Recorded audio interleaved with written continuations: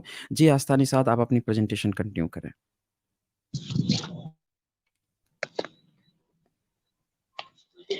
Hello sir, good evening to all of you. आप सभी को ईवी रामास्वामी पेरियार जी की जन्म दिवस की हार्दिक शुभकामनाएं। मेरा नाम आस्था निषाद है और मैं उत्तर प्रदेश लखनऊ से बिलोंग करती हूँ। फर्स्ट ऑफ ऑल मैं रेशनल वर्ल्ड चैनल को शुक्रिया कहना चाहूंगी कि उन्होंने मुझे पेरियार जी के बारे में आज बोलने का अवसर प्रदान किया। जैसा कि हम सभी जानते ही हैं कि पेरियार रामास्वामी जी का जन्म 17 सितंबर 1879 को तमिलनाडु में हुआ था। इनका पूरा नाम इरोड वेंकट रामास्वामी पेरियार था। इन्हें एशिया का सुकरात भी कहा जाता है। हालांकि इन्होंने एक हिंदू परिवार में जन्म लिया, परंतु ये आजीवन ब्राह्मणवाद के कट्टर विरोधी रहे। इन्हें विचारों से क्रांतिकारी, तर्कवादी और नास्तिक भी कहा जाता है। इन्होंने समाज में व्याप्त सभी प्रकार की कुप्रथाओं और दलित शोषणों के प्रति आवाज उठाई तथा इसका कड़ा विरोध किया। ये किसी ये किसी भी प्रकार की अलौकिक, दैवीय, ईश्वरीय शक्ति में आस्था नहीं रखते थे। साथ ही साथ ये मूर्ति पूजा के कट्टर विरोधी भी थे। इन्होंने कहा था कि मंदिर एक कंपनी है, पुजारी उसका मालिक है, ईश्वर एक प्रोडक्ट है और भक्त उसके कस्टमर। पेरियार जी जाति व्यवस्था और भेदभाव के कट्टर विरोधी थे। इन्होंने समाज से जाति व्यवस्था को हटाने में बहुत बड़ा योगदान दिया। इनका मानना था कि जब तक जाति व्यवस्था का अंत नहीं होगा, तब तक उच्च जाति के लोग निम्न जाति का शोषण करते रहेंगे। इनके शब्दों में, जब तक जातियों का पदक्रम बना रहेगा, तब तक इस पदक्रम की सीढ़ी पर खड़ी जाति अपने से नीची जाति का दमन व शोषण करती रहेगी। ये आजीवन समाज सुधारक के रूप में कार्यान्वित रहे। इन्होंने समाज सुधारने की दृष्टि से स्वाभिमान आंदोलन, द्रविड़ आंदोलन भी चलाया। इन्होंने जस्टिस पार्टी का गठन किया, जो बाद में द्रविड़ कड़गड़ के नाम से जानी गई। इन्होंने राम कथाओं और रामायणों का अध्ययन करने के बाद निष्कर्ष रूप में अपनी एक किताब पारीरंगल की रचना की और श्रीमान ललई सिंह यादव जी ने इसे सच्ची रामायण के नाम से अनुवादित किया।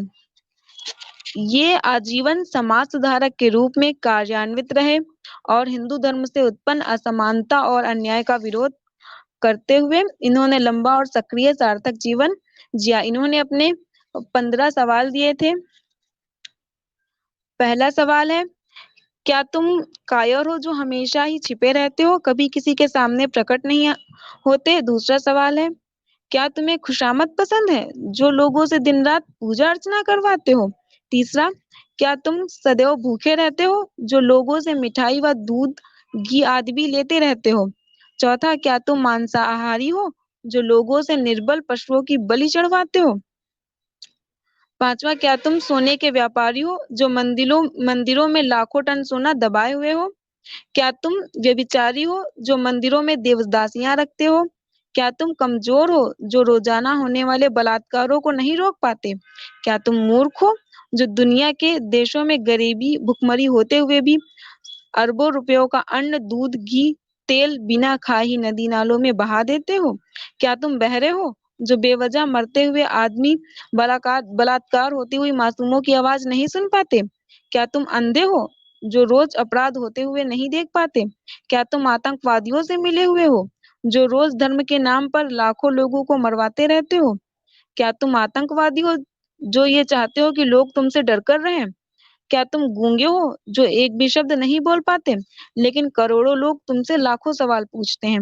क्या तुम भ्रष्टाचारी हो, जो गरीबों को कभी कुछ नहीं देते, जबकि गरीब पशुवत काम काम करके कमाए गए धन की पाई पाई तुम्हारे ऊपर न्यौछावर कर देते हैं?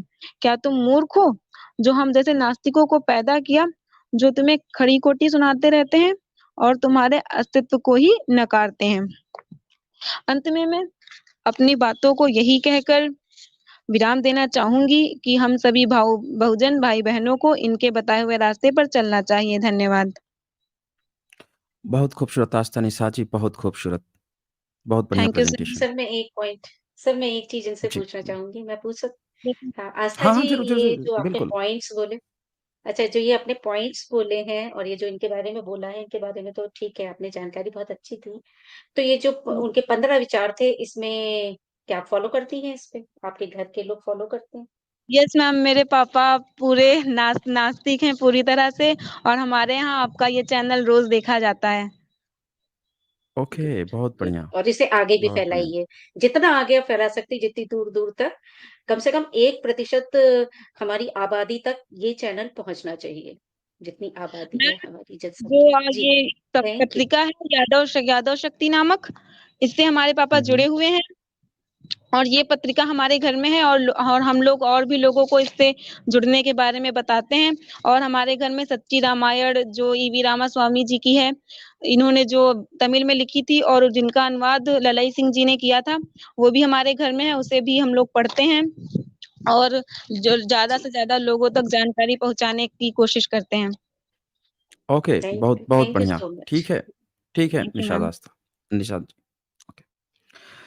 चलें आगे बढ़ते हैं हम लोग।